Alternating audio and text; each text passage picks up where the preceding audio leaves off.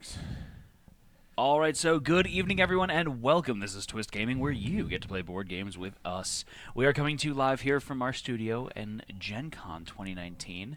As usual, I'm Matt. I'm Josh. And this is our first impression session of our spotlight stream of Lander by Intrepid Games. Yeah. So if you haven't had a chance to watch us do our playthrough, go check out the video on demand. It is a long one, but we had a lot of fun playing it. Yeah. So big shout out to Intrepid Games and Lander for sponsoring this stream and all of this week's stream, so thank you for that. But for those of you that don't know our first impression stream, we're going to talk about our favorite aspects of the game, any constructive criticisms we might have, and the most important question of the evening of would we play this game again. First up, Josh, what kind of game is Lander? Lander is a mixture of things. It's a resource management. It's got a bit of take thatness to it. Mm-hmm. It's not dudes on. It's kind of hard to classify as one thing. It's not dudes on a map. It's more of a. I don't know the word I want to use. The map style of it. And the map's area control kind area of. controlling, and the board keeps expanding as well. It's a modular board. There's a lot different things go into the game. Yeah. So first up, favorite aspects of the game. So I'll start us out here with this one. I really like the modular board. I thought it was just neat. I get frustrated sometimes with modular boards and them kind of being very dainty. Yeah. And if you have to move them across the table because you didn't start building them in a good spot, it becomes impossible. Yeah. So I like that from a component standpoint. Thought that was just pretty slick. Yeah. The game itself, I thought played really interestingly. I liked the different phases of the game, if you will, where you've got your area control of the map to get you resource generation. Yeah. And then your next phase is where you're actually like taking actions and doing stuff like that with your crew members. And I like that all of the crew members had different things going on. They each had individual player powers. Yeah. And then I like finally the randomization to each round phase, if you will, of the event deck. Okay. How about you? You mentioned a lot of things that there was a lot of ways to score points. Mm-hmm. It wasn't pointsality. I played a very interesting way. I didn't upgrade any of my places. I really didn't expand. Yeah. I just kind of went with what I got. Yeah. And I just did a lot of missions, which was working out decently for me. We had a few issues. And then I kind of got toppled at the end and big point swing. Well, you actually were leading for a while. Yes. So it swung at the end when you just didn't have the resources to keep up, really. Yeah, I just didn't have the resources to keep up. Myself, I made a couple of oopsies just because this is the first time we played the game. So I lost by 2 points to the game creator. So I'll take that. Yeah, well, that works. Anything else? I think I like the theme of the game. Mm-hmm. I like the whole you crash and there's like a deck of survivors, and then you basically take a deck and cut it in half. Be like, oh, that's the half that died. Yep, they this died. game. They're not even in the game. They're not even in the game.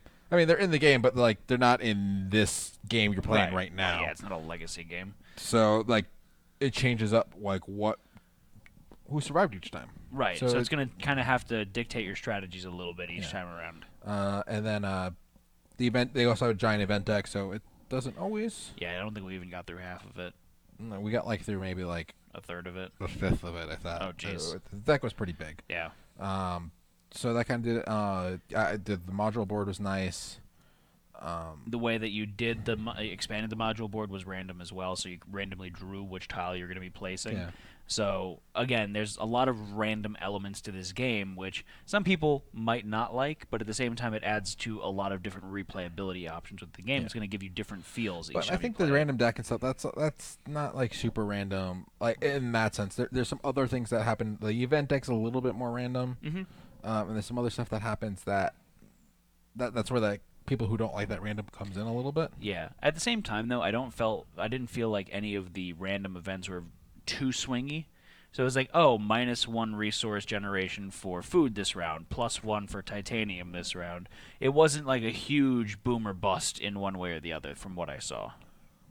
Yeah, from what we saw in the decks, yeah. Yeah. I mean, there they might was have one things. that I think might have been really swingy if it turned up later, which happened on the first turn, so it wasn't too bad. Okay. Which was my constructive criticism, or at least what I didn't care from the game. Sure, constructive criticism, go. So the change the leader at the beginning. Yeah. If that happened mid to late game, and I got switched with a leader, my leader was really beefed up, and then someone's leader was not. Yeah. That was I feel that is really swingy. Yeah. I also I think we all had. I mean, it might have just been our playstyles, but we all had pretty beefed up leaders around the same mostly time. had that happened in like the first round. So like there was one item card on one of the leaders, and that was it. So it wasn't really that bad. But later on, it could have been, especially someone just killed your leader and you put a new leader in there, and that happened or something like that. Right. And I like the whole idea of like killing other people. I don't mind take that in a game. I felt that it was too punishing. Getting someone killed on the Getting team. someone killed on Yeah, the and I'm going to have to agree with you there, and that's just because of the fact that they drop all of their respective items and everything as well. So if they perhaps unequip the items and then you had to go back and like take turns to re-equip them, Yeah. I feel like that would just still be punishing enough just because of the limited quantity of spaces you're allowed to put items on the board. So I felt that was, for me, I that swing was really high.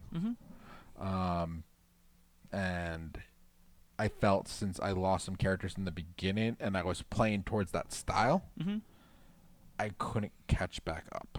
Okay. And like that's why I had a lead at the beginning, and then the second half I kind of just trailed because I was still trying to do what I was doing, and everything I built prior to that was gone. Just because I had some people killed on my team. Yeah. Which made it difficult. So one of the constructive criticisms that I have here is that there is no kind of hidden scoring mechanism here. It's all public scoring. Yeah. So it's pretty telegraphed throughout the game what everyone's position is. So again, some people might like this. I find that as a little bit of a detriment because I find myself kind of like when I see people pulling away greatly with the score, which is kind of the case early on where both you and Dan were pretty far above me in the score. I kind of got disheartened by that. Granted, at the end of the game, I was able to pull back up, and within 2 of Dan, I actually took the lead for like 1 turn or something like that. But I could see that like being a little disheartening, where everything is completely telegraphed throughout the game, so you can kind of see when someone gets so far out in front that it's, you know. And I feel like the point swing with the goals. It's not like super point. Like I had the goal. What was it giving me? 4 points. Yes, each goal is about 4 points. So since I lost the goal, I pretty much went down 8 points. Oh, that one. I don't remember how. No, I don't think that was worth that much. 2? I think it was 2 points. Okay, Yeah. so I went down 4 points. Yeah. Basically, because It was a 4-point swing. it's a 4 point swing because I lost 2, they gained 2. Correct. Yeah. And it was all right for the research mission card because it kept neck and neck. But since I had my character killed, that was my research person for that other goal. Yeah. I had never had a chance to like get back to where I was, and all those cards were discarded, and there weren't really limited cards in the game. Right. So near the end, you know you're not going to be refilling your team with people that'll help. I mean, there's some resuscitation cards, but shot in the dark, really. And that might be maybe we need to do more negotiation. We didn't do. I actually liked the negotiation. That's something I did like. Was how they did that. You have a minute to do it. You kind of put something up for collateral, and then you kind of just go for it. And if you don't make the negotiation, you both use your collateral, but you still get your term. Right. Which is kind of cool. And we had fun with our negotiations for the little bit we did. And maybe if we did it a little bit earlier, we could have made some better builds for stuff. Because I did a lot of discards to try to just grab the training I need. And I had a lot of issues finding the training or the traits. Yeah. The traits were extremely difficult to find. Yeah, the traits were very hard to find. So it might have just been because it was a first play, and I don't know how that worked. Anything else like from you? No, I think that pretty much covered my main concerns with the game. The only other thing I was thinking was I know the boards are kind of double-sided, but if they had recessed boards for Yeah. I talked about like sliding pieces. That's why you have a number on there. If you had recessed boards, you wouldn't need to do all that. Yeah, the recess boards would be nice. Things like that.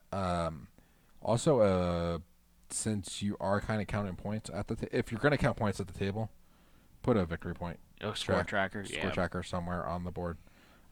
It doesn't matter. I was going to say there's a round tracker as well, but the event deck acts as the round tracker. Right. So that was nice that they addressed that with that. Yeah. The event deck kind of covers that. But no.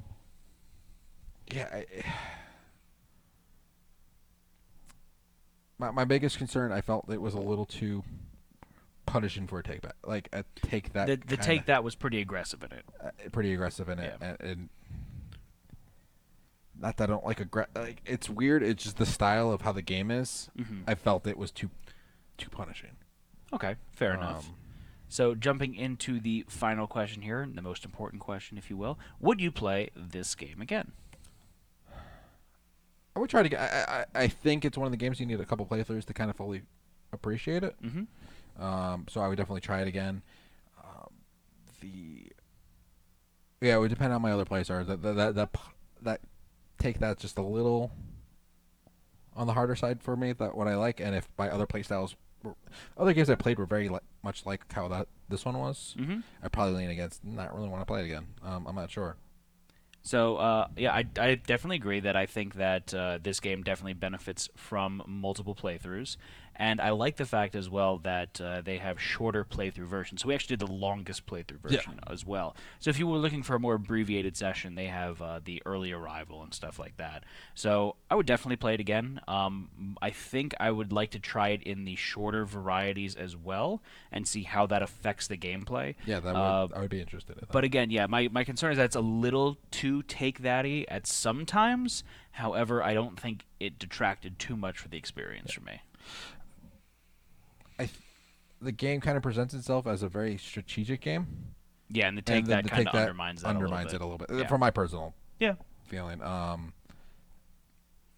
That's. I just feel like I'm saying the same thing over and over again. You sure are. I'm just repeating myself now. It's been a long call, guys. All right, so thank you all for joining us today. That is a yes from me, and an on the fence for you. You want to try it out a few more times. I would like to actually try the shorter versions too, Yeah. and see. I might enjoy the shorter versions. You know what I think it is? I think the shorter versions, more aggressive take that isn't a big deal. Yeah. Because it's a shorter game and Right. you're not leading up to it. But like when you get to the end of a 3-hour game, and you kind of got screwed from something that happened mid-game. Yeah, it's a and little. you can't bothersome. recover from it. It's a little. Yeah. But no, I definitely think I would try. I would try the shorter ones for sure, and play that again. And maybe I'll like that better. Alrighty, so thank you all for joining us today. We really do appreciate it, and thank you to Intrepid Games and LANDER for sponsoring this stream and all of this week's streams here at Gen Con 2019. If you haven't had a chance to check out the video on demand right now, go watch us play LANDER by Intrepid Games. They will be coming to Kickstarter in March of 2020, and then in the meantime, starting I think August 17th, he said, or 12th, 12th, like in a week. you get to do your play before you pledge, where you can go to your friendly local game store, and if you go to landerthegame.com, you can see where they sent out that game to different game stores so you could try it out yourself. So you don't have to take our word for it. You can go just play yourself, and Exactly. and you can be your own judge. Alrighty, so folks, thank you for joining us today. This is going to be Matt signing off. Bye. Bye, It's everyone. Josh.